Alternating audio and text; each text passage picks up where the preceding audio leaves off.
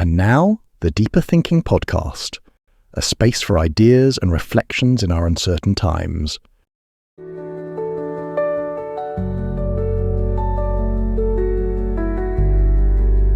Welcome to the Deeper Thinking Podcast. Welcome to the Deeper Thinking Podcast. Some silences aren't empty, they echo, with thought, with ache, with everything the noise was keeping at bay. Stillness was supposed to soothe. But what happens when the quiet isn't comfort? It's confrontation. There's a kind of noise that lives beneath distraction. It hums in the spaces we rarely enter.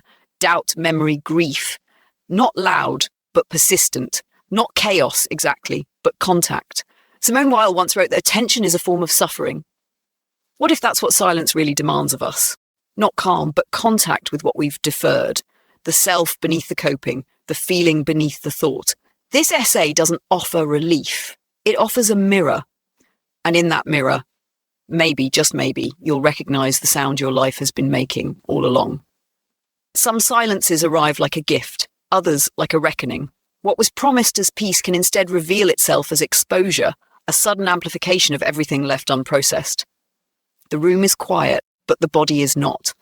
The world stills, yet the mind ignites. This is the dissonance at the heart of stillness. When the outer world grows silent, the inner one begins to speak. It speaks in a language not always welcome, doubt, replay, ache, not in chaos, but in return.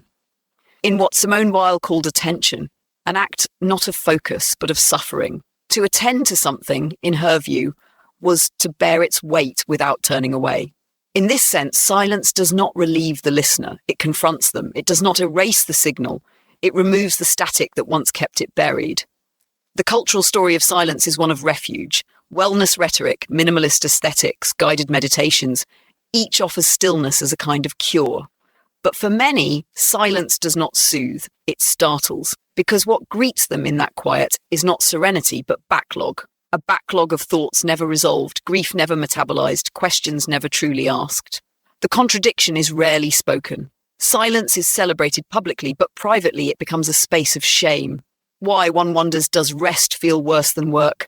Why, when everything is finally turned off, does the noise begin? The temptation is to flee, back into music, screens, conversation, distraction. But the silence was never empty. It was waiting, and now, without interruption, it begins to echo. That echo is not an error. It is not proof of brokenness. It is signal surfacing. The silence reveals not absence, but presence. Presence of all that has been carried quietly beneath the noise, the ache, the pressure, the hum. And in that hum, something important begins to stir. Not clarity, perhaps, but contact. Not comfort, but truth. Silence, then, is not what it seemed. Not escape, but arrival. Not peace, but the precondition for it. A beginning, not an end. And for the listener who dares to stay with it, even for a moment, what emerges may not be easy.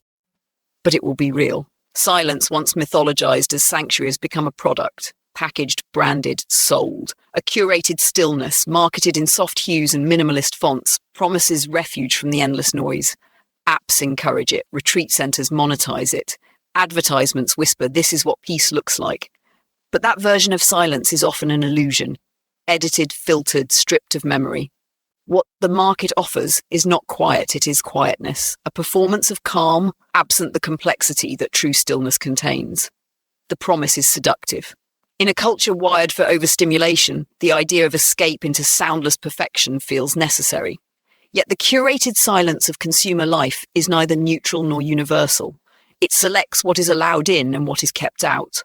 Only certain kinds of thoughts, tones, emotions are welcome. Everything else, grief, rage, confusion, is too loud for the aesthetic, and so the listener absorbs a message too subtle to name.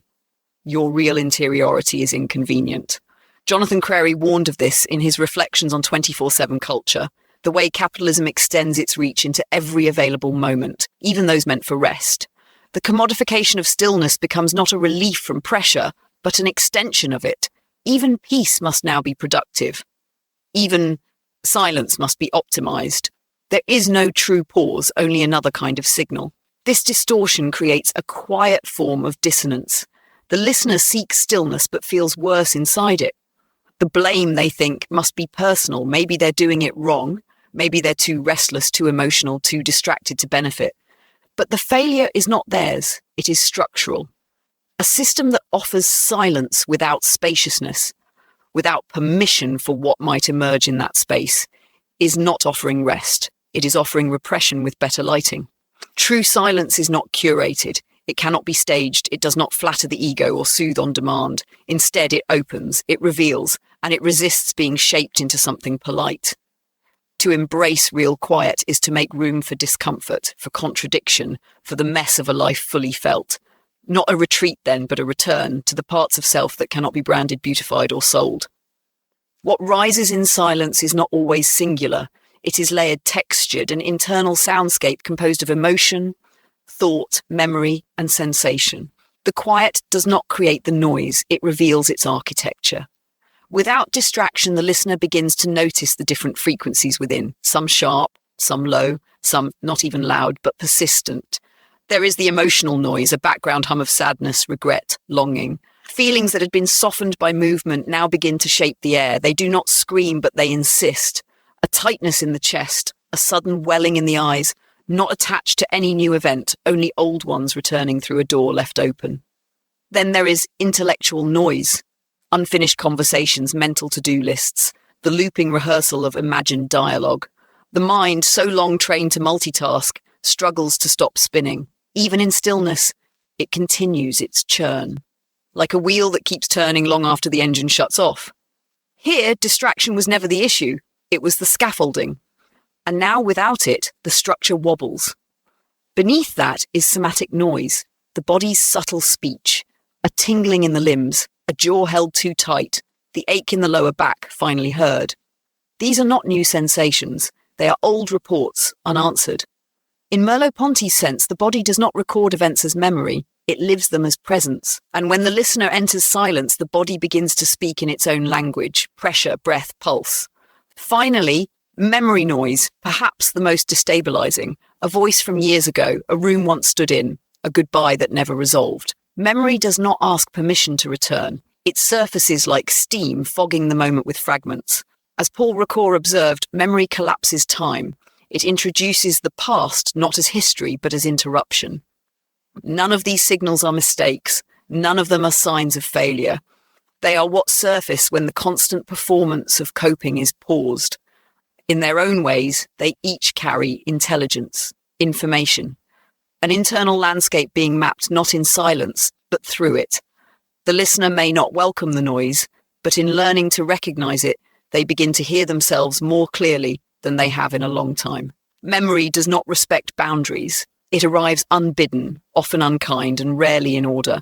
In the stillness of a quiet room, it can feel less like recollection and more like intrusion, a sudden return of a voice, a scent, a moment that never fully ended. Silence, it turns out, is not just the absence of sound. It is the collapse of temporal scaffolding. And in that collapse, time rushes back through the cracks. There is no polite chronology in memory's return. What surfaces may not be significant, but it is persistent. A glance from across a room years ago, a sentence half spoken, the feeling of walking away before the story was done. These fragments do not arrive as narrative. They arrive as weight, as recurrence. They haunt not because they are loud, but because they are incomplete. Paul Ricoeur understood memory not as passive recollection, but as a kind of temporal disturbance, where the past asserts itself in the present and asks to be reintegrated. But in silence, the listener is often unprepared for this interruption. The cultural expectation is that quiet will soothe, but quiet, paradoxically, is what gives memory permission to speak. And what it says is rarely simple. There is a kind of grief that arrives only in silence, not the grief of loss, but the grief of recognition, of finally acknowledging what was unfelt, unspoken, unprocessed. It doesn't always look like sadness. Sometimes it appears as numbness, as tension, as restlessness. The past does not knock, it enters. And in that entry, it calls the listener not to analysis, but to presence, not to solve, but to stay. This is why many flee the quiet, not because it is boring, but because it is revealing. The mind may crave resolution, but memory rarely offers it. Instead, it asks to be heard, to be carried differently. And that is not a mental task. It is an emotional one, a somatic one. To sit with memory in silence is not to edit it, but to bear it, to let it change shape, to allow it to echo until it no longer needs to. The body often hears before the mind understands. In the absence of noise, it begins to speak, first in sensation, then in meaning. A shift in breath, a sudden fatigue, an old ache that reappears without explanation. These are not random discomforts. They are the body's archive, opened in stillness. And unlike the mind, the body does not narrate, it signals.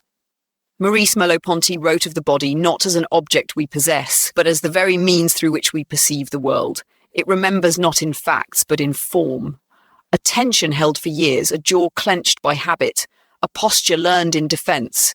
These patterns persist long after their cause has faded. In noise, they are quiet. In quiet, they become unmistakable. Stillness brings with it a strange amplification, the hum behind the eyes, the twitch beneath the skin. The listener begins to notice that their body is not at rest, even when everything else is. This is not failure, it is clarity. What felt like unease is often something more specific. Grief settling in the lungs, anger buried in the shoulders, fear echoing down the spine. Peter Levine, in his work on somatic trauma, described how unresolved experiences become embedded in the nervous system, not as memories, but as ongoing physiological states. The body keeps trying to finish what the moment never allowed. It holds on, not for punishment, but in case it must act again. And silence is the moment it finally realizes it does not need to, or perhaps that it still does. This listening is not comfortable. The body's truths are rarely tidy. They emerge without language, sometimes without logic, but they are not meaningless. They are invitations to notice, to stay, to resist the instinct to soothe, solve, or dismiss. In this way, silence becomes less of a pause and more of a portal, not into emptiness, but into embodiment. And the listener, if they remain long enough, may begin to sense that what they feel is not random. It is the map of where they've been, and perhaps of what still needs to be met. Emotional chaos is often misnamed, labelled as dysfunction, instability, excess. But in the stillness of silence, what appears first as disarray may be something else entirely. A system recalibrating, a psyche uncoiling, a body re-entering itself. The listener does not suddenly become overwhelmed. They become aware of the overwhelm that was always there. There is a sharp difference between peace and numbness. Much of modern life demands the latter, not the former. Productivity masks grief, performance covers fatigue. Even joy sometimes becomes a kind of labour. Silence, then, is not an escape. It is a moment when the mask slips. And what is found underneath is not chaos. It is coherence, spoken in a different tongue. This is what Peter Levine meant when he described trauma as unfinished. The body loops. The emotion repeats, not because it is broken, but because it is still trying to be heard. And in silence, there are fewer places to hide. The listener begins to feel something stirring beneath language. Not a story, but a signal. To feel disoriented in that moment is not failure, it is fidelity. To be flooded is not a flaw, it is a form of arrival. The return of sensation, of emotional depth, of memory re-entering the nervous system. The noise is not random, it is orchestral. Disorganized only in the way an unfamiliar language sounds chaotic until one learns to listen. The discomfort here is dignifying. It speaks of a mind no longer compartmentalizing, a heart no longer filtering. And if it hurts, it's because something long silenced is finally speaking. Winnicott might have called this the return of the true self, not constructed, not curated, but emerging raw from beneath the defenses that once kept it safe. In this light, the listener's chaos becomes sacred, not a crisis to solve, but a signal to honor, a reminder that complexity is not pathology, it is presence. And silence, properly met, becomes the canvas on which all of it, grief, joy, confusion, clarity, can finally appear side by side without apology. Silence is often mistaken for absence, a void, a blank space between the real parts of life. But what if silence is not what is missing, but what remains? Not the absence of sound, but the presence of everything that had been held back. In this light, silence is not passive, it is provocative. It does not calm, it reveals. The listener, newly attuned to their inner static, begins to sense a shift. What once felt like emptiness is now thick with information. Thoughts still loop, feelings still rise, but the relationship to them changes. Silence becomes a lens. It magnifies, it distorts, it clarifies. It demands presence, not performance. Simone Weil described attention as a form of prayer, not a request, but a kind of offering. In silence, attention sharpens, and what it meets is not always beautiful, but it is real. The listener begins to understand this space was never about escape, it was always about contact, and contact is not always comforting. Sometimes it startles, sometimes it stings. The paradox reveals itself slowly. The quiet that was once sought as peace becomes something stranger, more intimate, a confrontation with what has been deferred, a homecoming to what had been avoided. The listener begins to notice that the silence has a shape, a tone, an attitude, and it shifts as they do. This is not mindfulness as practice. This is metaphysical shift, a repositioning of the self, not as the center of silence, but as something being witnessed within it. The listener is no longer trying to master the quiet. They are being met by it.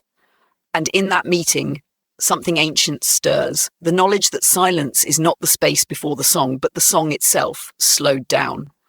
There is no triumph in this realization, no clarity, no final insight, only a deeper kind of presence, a willingness to sit inside the contradiction, that silence can hold both ache and balm, both tension and rest, and that the listener, in staying with it, becomes not the speaker, but the echo, not the source, but the witness. There comes a point when the listener no longer asks the silence to be something else, no longer begs it to soothe, to explain, to stop. Instead, they begin to listen, not to the thoughts, but to the texture beneath them, the rhythm of re-entry, the pattern of the pause, the feeling of being with what arises without needing it to resolve.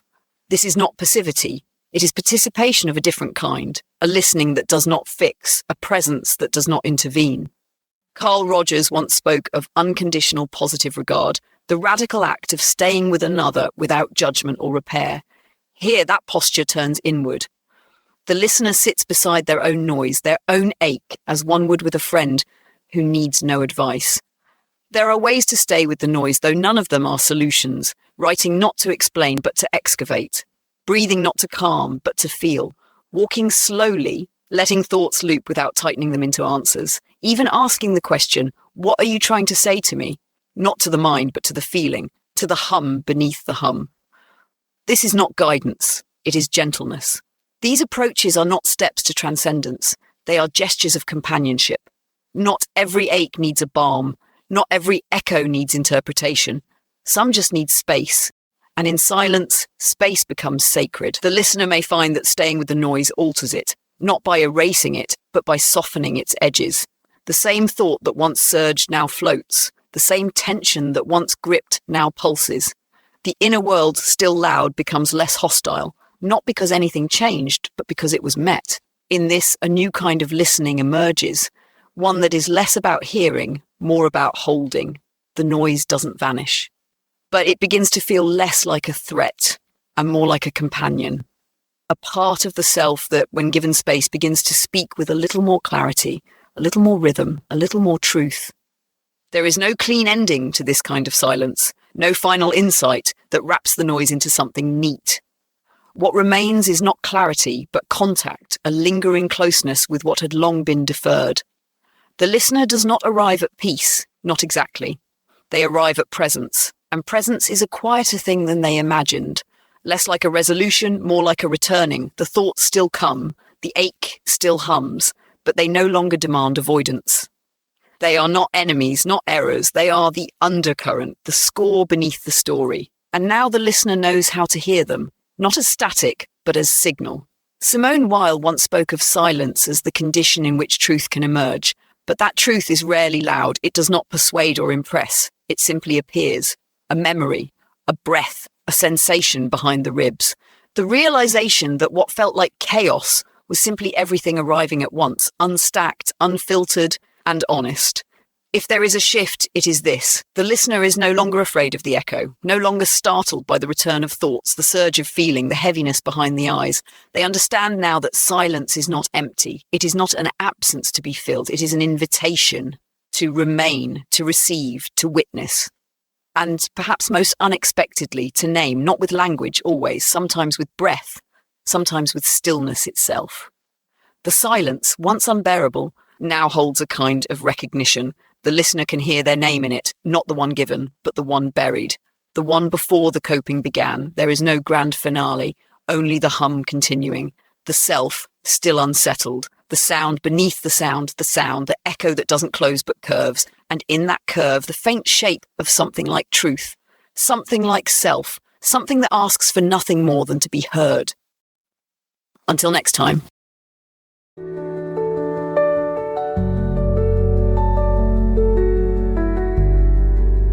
You've been listening to the Deeper Thinking podcast.